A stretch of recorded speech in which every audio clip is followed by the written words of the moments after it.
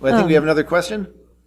Yeah, looking at some of the unused concepts for shows in particular, we were wondering to what degree were there cases where maybe a character was designed for the show strictly and then unused, but then was decided, well, it won't be in the show, but a toy will be made out of it?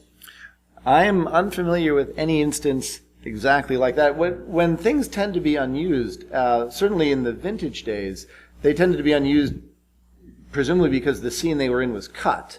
So, I don't think anybody's likely to make a toy of this anytime soon.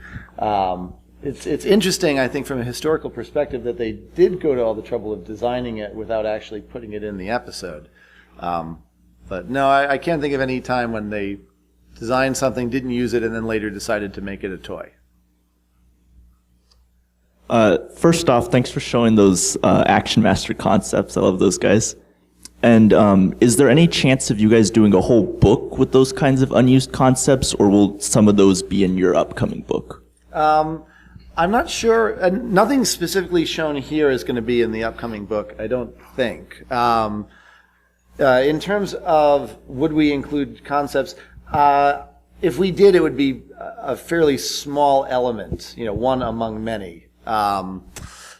We wouldn't try. That's not the focus overall. It's more the overall history. It's called a visual history. So we're trying to, we definitely show some unused things, some pieces that have never before been seen. But we mostly focus on the iconic pieces that you have seen and that you know and love.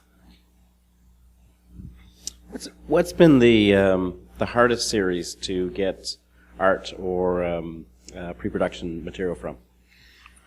It's hard to say. Well, I'd say it can be very challenging to get materials out of the Japanese original series and toy lines. We were lucky enough to work with Takara pretty closely when we were working on Legacy, but the Ark books is. Yeah, but that hasn't been the case for any of the other books we've worked on.